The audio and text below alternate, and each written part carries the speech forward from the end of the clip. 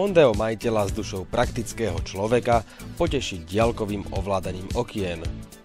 Pri odomknutí môžete využiť ich stiahnutie a pri zamykaní zase ich vytiahnutie smerom nahor. Už základná akciová výbava s prívlastkom Trend X obsahuje takéto jednoduché osvetlenie nastupovacej plochy vodiča.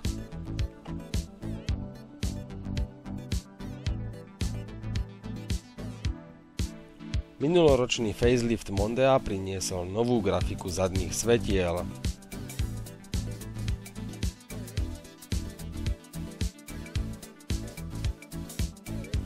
No nezbavil sa týchto smiešných tuningových, respektíve tuzingových efektov.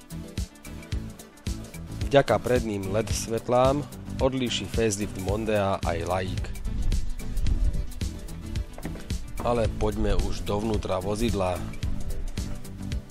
Dizajn interiéru je nekonfliktný a dá sa povedať normálny.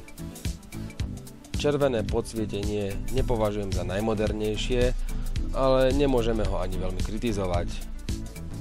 Nechýbajú vyhrievanie zadného a čelného skla, jednoduchá regulácia hlasitosti autorádia s oveľa ergonomickejším ovládaním, než je tomu napríklad na novom Focuse.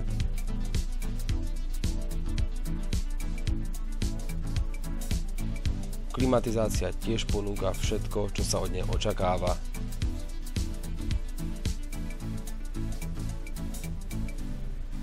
Veľkou výhodou je jednoduché, dostupné a prehľadné regulovanie vyhrievania predných sedadiel. Volant Mondea padne perfektne do ruky a kritiku si zaslúži snáď len počet ovládačov na ňom. Táto skupina tlačidiel ovláda autorádio a pravá zase prístrojovku, respektíve palubný počítač na nej. Keďže Mondeo patrí k veľkorysým automobilom pre cestujúcich vzadu, poďme sa pozrieť na zadné sedadlá. Tu je priestoru viac než dosť. Keď si sadnem, nad hlavou mám asi toľkoto miesta a pred kolenami viac než dosť.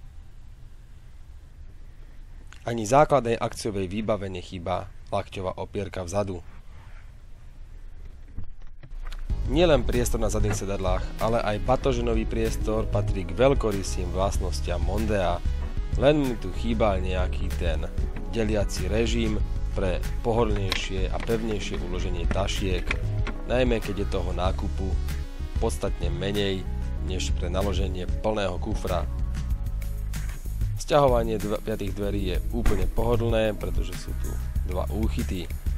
A Easy Fuel zase ponúka jednoduché tankovanie. Delenie sedadiel na 60:40 nepovažujem za úplne logické, radšej mám 40:60, ale i tak si ukážeme sklápanie operadiel takmer do roviny. Schod má asi 5 cm.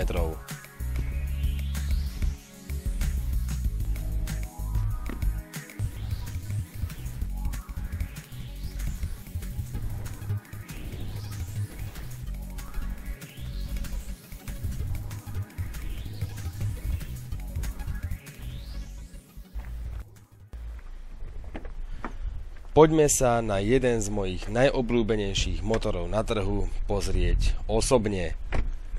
Mondeo 1.6 EcoBoost má dostatok výkonu a priaznivci dízlov môžu argumentovať maximálne tak krútiacim momentom. 1.6 EcoBoost Mondeu úplne stačí. Jazdiť s ním budete za 6, ale skôr za tých 7 litrov na 100 km. V zápchách a pri krátkych trasách po meste, najmä v zime, nie je problém dostať sa ani na 10 litrov, ale to nie je problém ani s dízlom.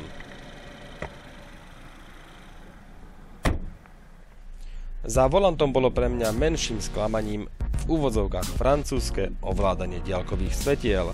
To znamená, že jemným pritiahnutím k sebe, diaľkovými zablikám a silnejším pritiahnutím zasvietím diaľkovými svetlami natrvalo. Chce to teda istú dávku zvyku, ale už po takom týždni všetko v poriadku. Trojblik smeroviek Mondeu nechýba a to je dobré. Rozsah nastavenia volantu je mimoriadne veľký, v tomto mi Ford priam uľahodil. A teraz je vám všetkým určite veľmi dobre jasné, čo sa bude diať za volantom. Výborný pocit z radiacej páky s krátkými a presnými dráhami, výborný pocit z motora a samozrejme z podvozka. S Mondeom je skrátka radosť jazdiť.